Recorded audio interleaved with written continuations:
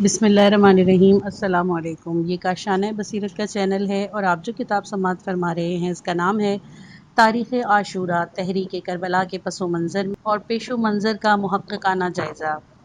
ابراہیم آیتی کی کتاب، اس کا ترجمہ کیا ہے ایم انصاری نے۔ آئیے سنتے ہیں اس کا پارٹ نمبر 3، صفحہ نمبر 32۔ باقاعدہ منبر پر جا کر خطاب کرے اور حاکم وقت معترض نہ ہو، بات کے مضمون سے بھی ہماری بات کی تائید ہوتی ہے۔ دوسرے قرائن کی موجودگی میں بھی یہ نہیں کہا جا سکتا کہ یہ خطاب مکہ میں معاویہ کی وفات کے بعد کیا گیا ہوگا۔ اس خطاب سے معلوم ہوتا ہے کہ یزید کی بیعت کا قضیہ پیش آنے سے پہلے ہی آپ کو انقلاب لانے کا خیال تھا اور آپ صرف مناسب موقع کے انتظار میں تھے۔ اسی لیے آپ کی تحریک کا آغاز اس دعوت سے سمجھنا چاہیے جو آپ نے صحابہ و تابعین کو منا میں دی تھی۔ اس زمانے کے حالات کے پیش نظر مسلمانوں میں بیداری پیدا کرنا اور لوگوں کو حق کی طرف بلانا کوئی آسان کام نہ تھا، اور یہ کام محض مراسلت، تقریروں اور پیغاموں سے انجام نہیں دیا جا سکتا تھا۔ اسی لیے امام حسین علیہ السلام نے چاہا کہ ایسا انقلاب برپا کیا جائے کہ تمام بلاد اسلامی کے لوگوں پر یہ بات آشکار ہو جائے کہ یزید کے برسر اقتدار رہنے کی صورت میں اسلام کی بقا کو سنگین خطرہ ہے۔ جن لوگوں کے آباء و اجداد 20 سال سے زیادہ مدت سے معاویہ کو رسول اکرم صلی اللہ علیہ وآلہ وسلم کا ایک بزرگ صحابی سمجھتے آ رہے تھے، یہ کم از کم اس کے جھوٹ اور نفاق کے بارے میں مذبذب تھے، انہیں گفتگو، پیغام اور تقریروں سے بیدار کرنا اور صحیح اسلامی حکومت کے بارے میں کچھ سمجھانا ناممکن نہ تھا۔ اس کے علاوہ معاویہ کے مبلغ ہر شہر و دیار میں پروپیگنڈا کرنے اور لوگوں کو سیدھے راستے سے بھٹکانے میں مصروف تھے۔ صفحہ نمبر 33۔ حاجر بن عدی، رشید ہجری اور عمرو بن حمق خزاعی جیسے لوگ مارے جا رہے تھے اور کسی کو لب کشائی کا یارہ نہ تھا۔ اس کے برعکس عوام تو انہی لوگوں کو مجرم سمجھتے ہیں۔ اسی لیے ضروری تھا کہ تحریک اتنے بڑے پیمانے پر، اتنے مؤثر انداز میں ہو کہ اس کا انقلابی اثر مدتوں فراموش نہ کیا جا سکے، حتیٰ کہ حالات درست ہو جائیں اور بنی امیہ کی حکومت کا خاتمہ ہو جائے۔ اور چونکہ بنی امیہ کو بالعموم اور ابو سفیان کی اولاد کی بالخصوص یہ درینہ آرزو تھی کہ لوگ رسول اکرم صلی اللہ علیہ وآلہ وسلم کا نام لینا اور حقیقی اسلام کو پہچاننا چھوڑ دیں، لہٰذا ان کی نیت ظاہر ہو جائے گی اور لوگ انہیں پہچان لیں اور ان کے مخالفین کے ساتھ مل جائیں اور جنگ شروع ہو جائے۔ یہی وجہ تھی کہ امام علیہ السلام نے عمل بالمعروف و نہی عن المنکر کے نام پر اپنی تحریک کا آغاز کیا۔ مدینے سے روانگی کے وقت جو وصیت نامہ لکھ کر آپ نے محمد بن حنفیہ کو دیا تھا، اس میں توحید و رسالت اور حشر و نشر کے اقرار کے بعد لکھا تھا، ترجمہ یعنی میں سرکشی اور جنگ و جدل کے ارادے سے نہیں نکل رہا ہوں اور نہ ہی میرا مقصد فساد پھیلانا ہے یا کسی پر ظلم کرنا ہے، بلکہ میں تو اپنے نانا کی امت کی اصلاح کے لیے نکلا ہوں۔ میرے غرض فقط عمل بالمعروف نہی عن المنکر اور اپنے آباء و جد کی پیروی ہے۔ جب آپ نے روانگی کا تہیہ کر لیا تو آپ کئی بار اپنے نانا کے روضے پر گئے اور یہ جملہ کہا۔ صفحہ نمبر 34۔ خدایا مجھے نیکی پسند ہے اور برائی سے نفرت ہے۔ امام حسین علیہ السلام نے یہ جانتے ہوئے جہاد شروع کیا تھا کہ آپ تو ضرور قتل ہوں گے اور آپ کے زن و فرزند بھی اسیر ہو جائیں گے، لیکن آپ کی جدوجہد کے نتیجے میں اسلام اور اس کے احکام باقی رہیں گے اور باطل قوتوں کا قلمقامہ ہو جائے گا۔ یزید، جسے سابق خلفاء کی روایت کے برخلاف لوگوں پر مسلط کیا گیا، یہ عمل دہرا نہیں سکے گا۔ یہ نہیں ہوگا کہ اس کے بعد اس کا بیٹا معاویہ بن یزید برسر اقتدار آ جائے اور معاویہ کی اسکیم دھری رہ جائے۔ لوگ خواب سے بیدار ہو جائیں گے، ان میں اسلامی شعور پیدا ہوگا اور بنی امیہ رسوا ہو جائیں گے اور آپ کا لاشا ہمیشہ ظلم و ستم کے ایوانوں میں زلزلہ برپا رکھے گا۔ ممکن ہے اس موقع پر کوئی یہ اعتراض کرے کہ اللہ تعالیٰ تو فرماتا ہے کہ ترجمہ یعنی اپنی جانوں کو اپنے ہاتھوں ہلاکت میں نہ ڈالو۔ اس کے علاوہ عمل بالمعروف و نہی عن المنکر کو بھی کچھ شرائط ہیں۔ ہم کہتے ہیں کہ امام سے بڑھ کر ان باتوں کو کون سمجھ سکتا ہے، ان کا فعل تو خود حجت ہے۔ رہی یہ بات کہ اپنے آپ کو ہلاکت میں ڈالنا جائز نہیں، تو ابو عبداللہ کا جہاد اپنے آپ کو ہلاکت میں ڈالنا ہرگز نہیں ہو سکتا۔ اگر کوئی یہ سمجھتا ہے کہ راہ خدا میں مارے جانا بھی اپنے آپ کو ہلاکت میں ڈالنا ہے، تو پھر رسول اکرم صلی اللہ علیہ وآلہ وسلم کی اکثر غزوات بھی اسی شمار میں آ جائیں گی۔ اسلام کی ابتدائی جنگوں میں جب مسلمان ابھی بہت کمزور تھے، یہ حکم تھا کہ 20 آدمی 200 کا مقابلہ کریں گے۔ اس لحاظ سے یہ بھی اپنے آپ کو ہلاکت میں ڈالنا ہونا چاہیے، حالانکہ کوئی بھی مسلمان ایسا نہیں سمجھتا۔ صفحہ نمبر 35۔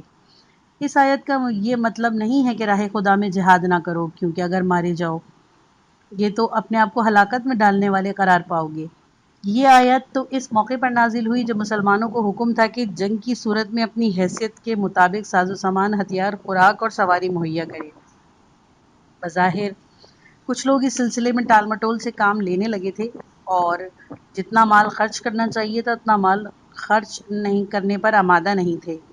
چنانچہ اس موقع پر یہ آیت اتری، یعنی راہ خدا میں خرچ کرو اور اپنے آپ کو سستی یا کنجوسی کے سبب ہلاکت میں نہ ڈالو۔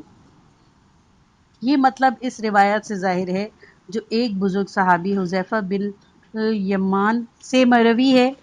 وہ فرماتے ہیں کہ یہ آیت نزلت فی النفقۃ، انفاق کے بارے میں نازل ہوئی۔ اس روایت کو ابن ابی حاتم اور بخاری نے حذیفہ اور عمیش سے اور سیوطی نے ابن عباس سے، مجاہد، اکرمہ، سعید بن جبیر، عطا، ضحاک، حسن بصری، قتادہ، سدی اور مقاتل بن حیان سے نقل کیا ہے۔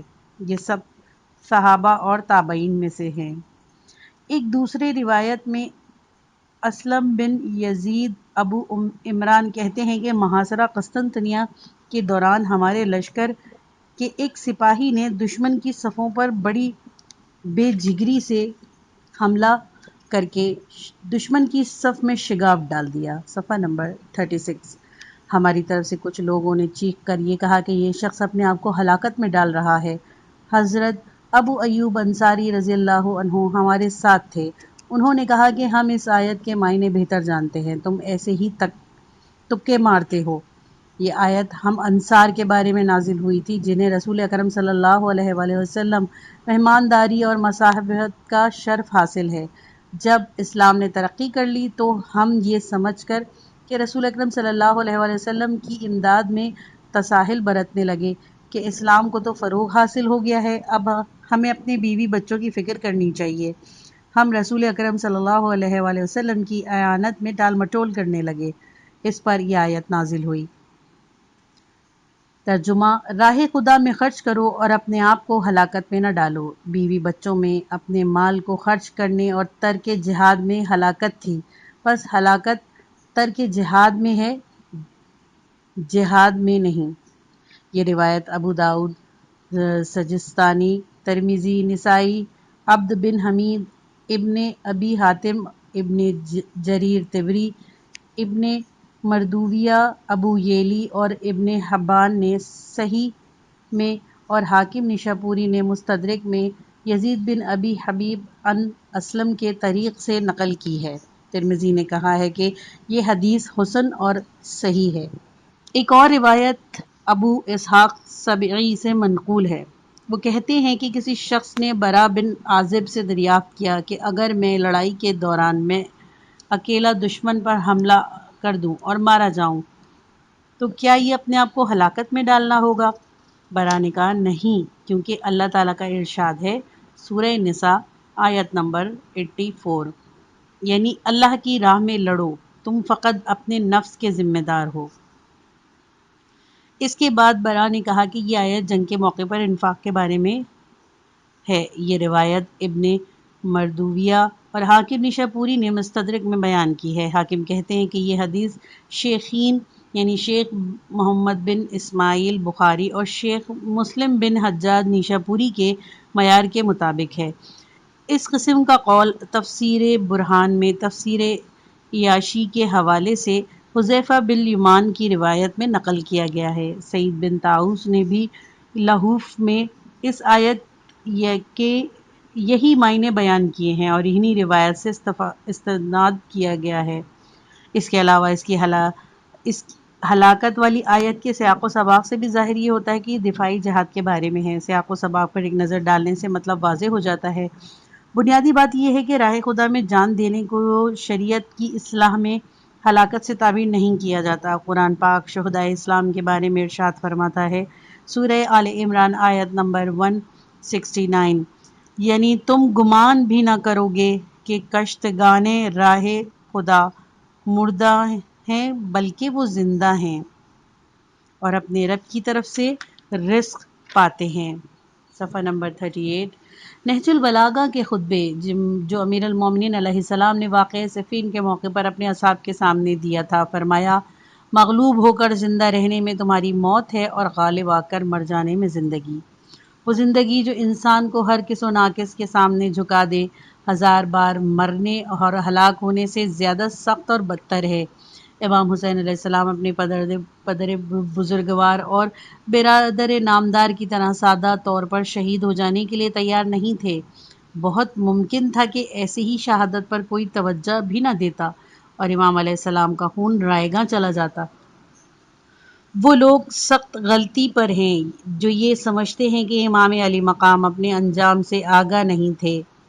ان روایات سے قطع نظر جن میں آیا ہے کہ جو امام یہ نہیں جانتا کہ اسے کیا پیش آنے والا ہے وہ حجت نہیں ہو سکتا، اور یہ کہ سب امام جانتے ہیں کہ انہیں کب موت آئے گی اور ان کا مرنا ان کے اپنے اختیار میں ہوتا ہے۔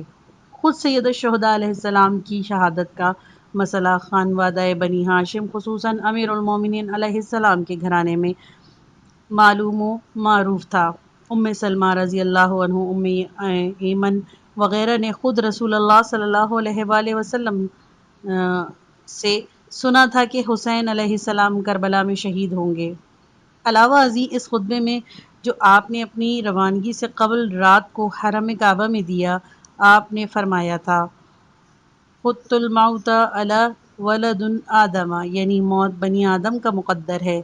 اگر آپ کو اپنی شہادت کا علم نہ ہوتا تو آپ یہ نہ فرماتے کہ میں دیکھ رہا ہوں کہ گویا صحرائی بھیڑیے نواویس و کربلا کے درمیان میرے جسم کے ٹکڑے کیے ڈال رہے ہیں۔ اس طرح اور بہت سے موقعوں پر آپ کی گفتگو سے واضح ہو جاتا ہے کہ صفحہ نمبر 39، سارا معاملہ روز روشن کی طرح حضرت امام حسین علیہ السلام کے علم میں تھا۔ اس سے انکار سخن سازی اور کٹ حجتی کے سوا کچھ نہیں۔ محمد بن حسن بن فروخ صفار نے بصائر درجات کے آغاز میں اور اسی طرح کلینی نے الکافی میں بیان کیا ہے کہ اہل کوفہ میں سے ایک شخص ثعلبیہ میں امام حسین علیہ السلام کی خدمت میں حاضر ہوا۔ بظاہر اس نے امام علیہ السلام کو کوفہ جانے سے منع کیا تھا اور خوف دلایا تھا، تو امام علیہ السلام نے فرمایا، اگر تم سے مدینے میں ملاقات ہوتی تو میں اپنے نانا کے پاس جبرائیل کی وحی لانے کے آثار تمہیں اپنے گھر میں دکھاتا۔ اے کوفی بھائی، علوم کا سرچشمہ تو ہمارے پاس ہے، پھر یہ کیسے ممکن ہے کہ اور لوگ تو جانتے ہوں اور ہم ناواقف ہوں؟ نیز آپ نے مدینے سے روانگی کے وقت فرمایا تھا، جو میرے ساتھ چلے گا شہید ہوگا اور جو پیچھے رہ جائے گا اسے کامیابی میں حصہ نہیں ملے گا۔ اور اگر کوئی یہ کہے کہ سید مرتضیٰ رحمہ اللہ سے نقل ہوا ہے کہ انہوں نے فرمایا کہ امام حسین علیہ السلام یہ نہیں سمجھتے تھے کہ وہ مارے جائیں گے، تو ہم یہ کہتے ہیں کہ امام باقر علیہ السلام اور امام صادق علیہ السلام سے یہ نقل ہوا ہے کہ آپ جانتے تھے کہ آپ مارے جائیں گے۔ اگر یہ اعتراض کیا جائے کہ جب انہیں معلوم تھا کہ میں مارا جاؤں گا تو پھر وہ اپنی بیوی بچوں کو ساتھ کیوں لے کے گئے اور انہیں کیوں قید کروایا، تو اس کا جواب صفحہ نمبر 40 وہی ہے جو ہم پہلے کہہ چکے ہیں کہ ان کا مقصد اپنے آپ کو اور اپنے ساتھیوں کو قتل کرانا نہیں تھا۔ ان کے قیام کا مقصد لوگوں کی توجہ بنی امیہ کی برائیوں کی طرف مبذول کرانا تھا اور انہیں یہ بتانا تھا کہ بنو امیہ کی حکومت اسلامی حکومت نہیں ہے اور ان کا مقصد اسلام اور بالخصوص حضرت محمد بن عبداللہ صلی اللہ علیہ وآلہ وسلم کے نام کو مٹانا اور نیست و نابود کرنا ہے۔ لہٰذا انہوں نے صحیح پروگرام کے مطابق قدم اٹھایا اور دنیا پر ثابت کر دیا کہ بنو امیہ یہ نہیں چاہتے کہ بنی ہاشم کا ایک فرد بھی زندہ رہے، حتیٰ کہ طفل شیرخوار کو بھی تیر کا نشانہ بنانے سے نہیں چوکتے، اور اہل بیت پیغمبر صلی اللہ علیہ وآلہ وسلم کے ساتھ اتنی سختی کرتے جتنی ترکی اور ویلم کے مشرک قیدیوں کے ساتھ بھی نہیں کی جاتی، اور ان کا مقصد اس کے علاوہ کچھ نہیں ہے کہ اسلام اور آثار نبوت کو نابود کر دیں اور حکومت پر قبضہ جمائے رکھیں۔ جیسا کہ ہم پہلے کہہ چکے ہیں کہ لوگ بنی امیہ کی حرکتوں سے پوری طرح واقف نہیں تھے، وہ زیادہ تر غلط فہمی میں مبتلا تھے اور انہیں احترام کی نگاہ سے دیکھتے تھے۔ معاویہ کو، جس نے اپنی زیادہ تر عمر کفر و شرک کے اندھیرے میں گزاری تھی، فتح مکہ کے موقع پر بامر مجبوری ظاہری طور پر ایمان لے آیا تھا۔ عمار بن یاسر ذو الشہادتین ابن تیہان بلکہ علی بن ابی طالب علیہ السلام کا ہم پلہ سمجھتے تھے۔ ربیع بن خثیم جو ایک مشہور و ممتاز تابعی تھے اور جن کا شمار ذیحاد ثمانیہ میں ہوتا تھا، جنگ صفین کے موقع پر امیر المومنین علیہ السلام کے پاس آئے اور کہا: اے امیر المومنین علیہ السلام، ہم آپ کے مرتبے اور فضل و کمال سے تو واقف ہیں، صفحہ نمبر 41، لیکن ہمیں اس جنگ کے بارے میں شک ہے کہ حق کس طرف ہے۔ اس قسم کے لوگ اور بھی بہت تھے جن پر عوام کی نظریں لگی رہتی تھیں اور جن کی لوگ اتباع کرتے تھے۔ رائے عامہ کو پوری طرح گمراہ کر دیا گیا تھا، خصوصاً اہل شام اور وہ لوگ جو معاویہ کے زیر اثر عجیب غلط فہمیوں میں مبتلا تھے۔ نصر بن مزاحم نے بیان کیا ہے کہ ہاشم، مرقال اور کوفے کے قاریوں کی ایک جماعت دشمن کے ساتھ جنگ میں مشغول تھی اور ایک غسانی جوان میدان میں آیا اور رجز پڑھنے لگا اور امام علی علیہ السلام پر لعنت کرنے لگا۔ ہاشم مرقال نے کہا کہ اے جوان، خدا سے ڈر، آخر خدا کو منہ دکھانا ہے، وہاں ہر بات کا جواب دینا پڑے گا۔ اس نے پلٹ کر کہا: میں ضرور تم سے لڑوں گا، کیونکہ مجھے بتایا گیا ہے کہ تمہارا امیر نماز نہیں پڑھتا، نہ تم پڑھتے ہو۔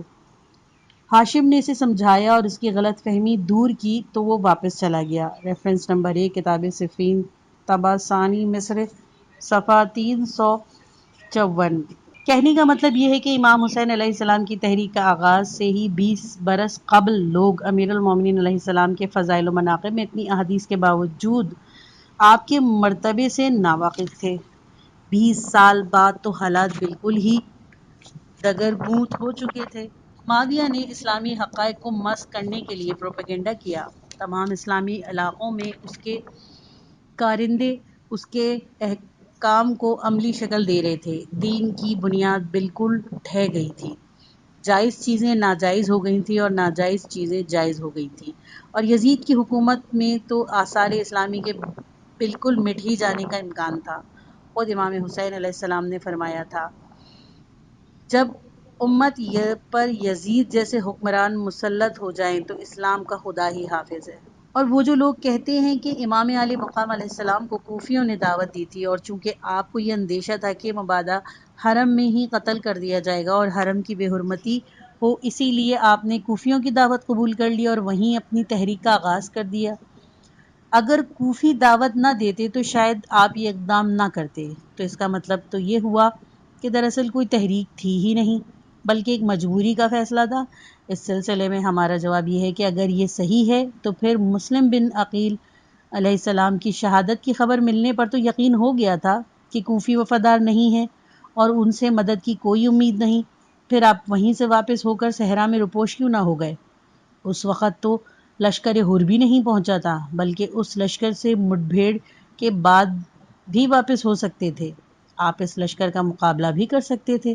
آپ کے علاوہ آپ نے وہ آتشی خطبہ کیوں دیا جو طبری وغیرہ نے نقل کیا ہے، جس میں آپ نے کہا تھا کہ جو شخص ظالم فرمانوں کو، حرام چیزوں کو حلال کرتے ہیں اور اللہ کے عہد کو توڑ دیتے ہیں۔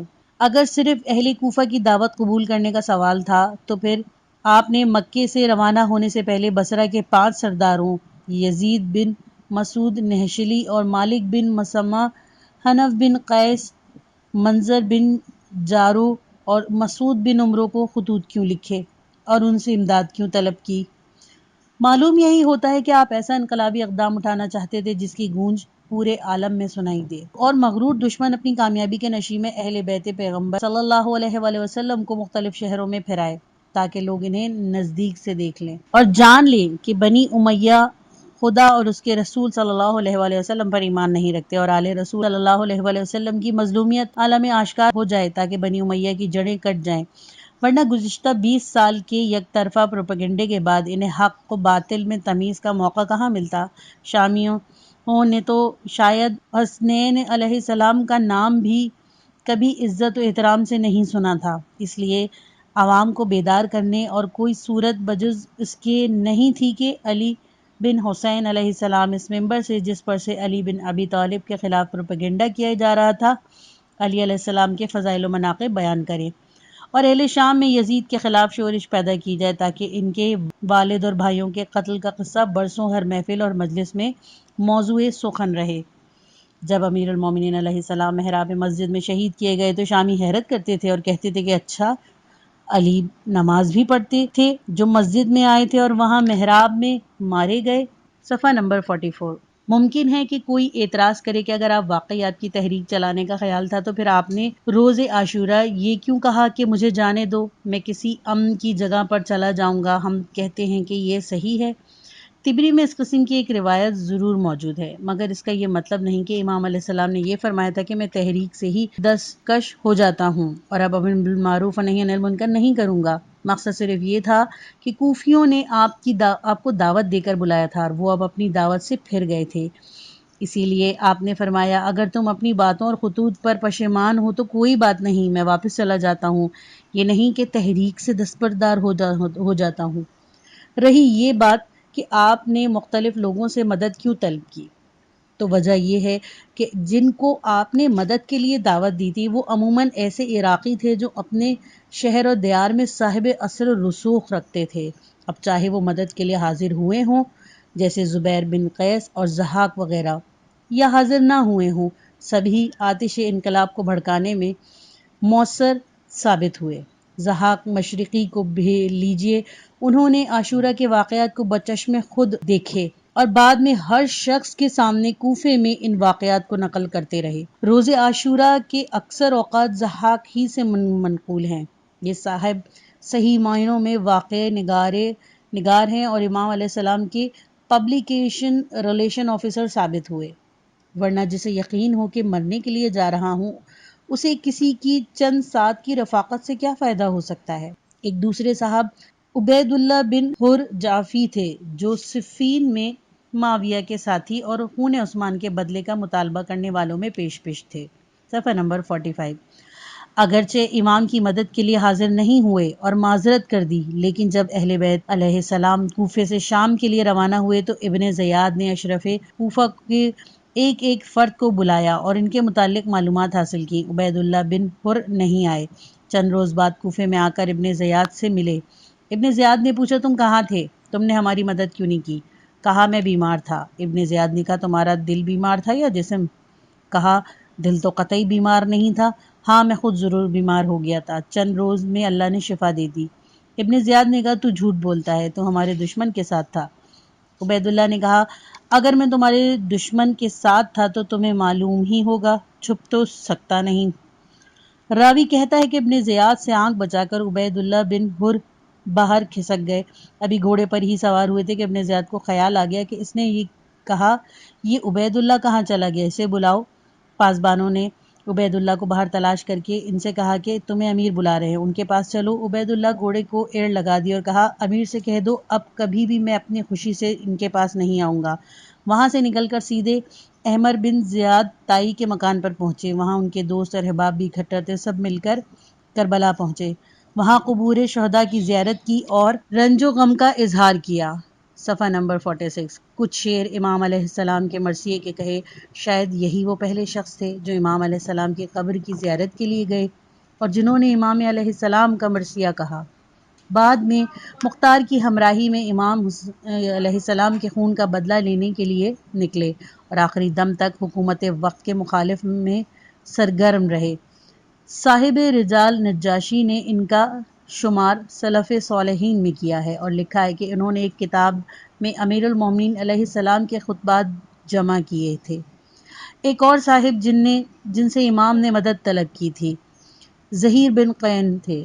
یہ اشراف کوفہ میں سے تھے اور اپنے قبیلہ بخیلہ میں با اثر تھے، چونکہ یہ بھی جنگ صفین کے موقع پر طالبان قصاص عثمان میں سے تھے اور بعد میں کوفے میں حکومت کے طرفداروں میں رہے۔ اس لیے جب امام علیہ السلام سے مل گئے تو دوسروں پر اس کا اچھا اثر پڑا۔ اس کے علاوہ ان کے مارے جانے سے کوفے کے کئی قبیلوں کو صدمہ ہوا اور اس کے نتیجے میں انہوں نے حکومت وقت کی حمایت سے ہاتھ کھینچ لیا اور انتقام لینے کے لیے موقع کے منتظر رہنے لگے۔ صرف ظہیر ہی کا قتل قبیلہ بجیلہ اور اس کی سے وابستہ دوسرے قبائل کے غیظ و غضب کا سبب نہیں ہوا، بلکہ کوفہ اور بصرہ کے جتنے بھی لوگ امام علیہ السلام کی ہمراہی میں مارے گئے، ان کے قتل نے اکثر قبائل کو صدمہ پہنچایا، کیونکہ یہ سب اعیان و اشراف میں سے تھے۔ ان کی موت سے ان دونوں شہروں کے اکثر قبیلے سوگوار ہو گئے اور ان کے خون حکومت کو بہت مہنگا پڑا۔ اس دن سے عشیان کوفہ کی سرگرمیاں شروع ہو گئیں۔ انہوں نے خفیہ پارٹی بنا لی، ہر شب کسی ایک گھر میں جمع ہو کر شہداء کو یاد کرتے، گریہ و بکا کرتے، چپکے چپکے لوگوں سے حکومت کے مخالف اور خون حسین کے بدلہ لینے کا عہد لیتے۔ روز بروز ان لوگوں کی تعداد بڑھتی چلی گئی۔ صفحہ نمبر 47۔ اور عراق کے سیاسی حالات خطرناک سے خطرناک حد تک ہوتے چلے گئے، یہاں تک کہ 3 سال بعد جب یزید ہلاک ہو گیا یہ تحریکیں کھل کر سامنے آ گئیں۔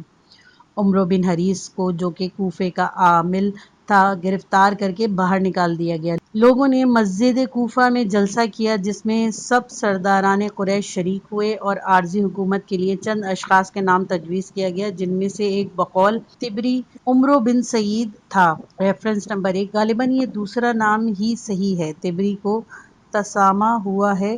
یہ کتاب کی غلطی ہے کیونکہ عمرو بن سعید نامی کوئی شخص امام حسین علیہ السلام کے قتل میں شریک نہیں تھا، جیسے کہ حاج فرہاد مرزا نے قمام میں لکھا ہے کہ عمر بن سعد تھا۔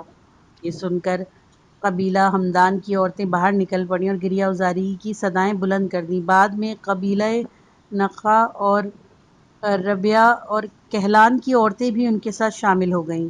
شمشیر بستہ مرد ان کے گرد پہرا دے رہے تھے۔ عورتوں نے مسجد میں ممبر کے گرد جمع ہو کر گریہ بکا کیا اور کہا کہ یہی کافی نہیں کہ عمر بن سعد نے زہرا کے لال کو قتل کر دیا، اب وہ ہمارے سر پر سوار ہونا اور کوفے کا امیر بننا چاہتا ہے۔ ان خواتین نے کوفے میں باقاعدہ مصائب سید الشہداء کی یاد تازہ کر دی۔ اس سے پہلے کوفے کی جامع مسجد میں شہدائے کربلا کی یاد میں مجلس عزا منعقد نہیں ہوئی تھی۔ بصرہ میں بھی کوفے کی طرح ہنگامہ ہوا، ہر طرف سے ابن زیاد کی مخالفت شروع ہو گئی، اسے بھیس بدل کر وہاں سے شام کی طرف بھاگنا پڑا۔ مکے میں عبداللہ بن زبیر نے اپنے لیے بیعت لینا شروع کر دی۔ شام میں ایسا عجیب انقلاب آیا کہ امیر معاویہ کی وہ کوششیں بیکار ہو گئیں جو انہوں نے اپنے خاندان میں خلافت مستحکم کرنے کے لیے کی تھی۔ صفحہ نمبر 48۔ اور 3-4 سال کی منحوس یزیدی حکومت کے بعد پھر آل ابی سفیان میں سے کسی کو مسند خلافت پر بیٹھنا نصیب نہیں ہوا۔ یہ پارٹ ختم ہوا۔ کتاب کا بقیہ حصہ نیکسٹ پارٹ میں سنیے۔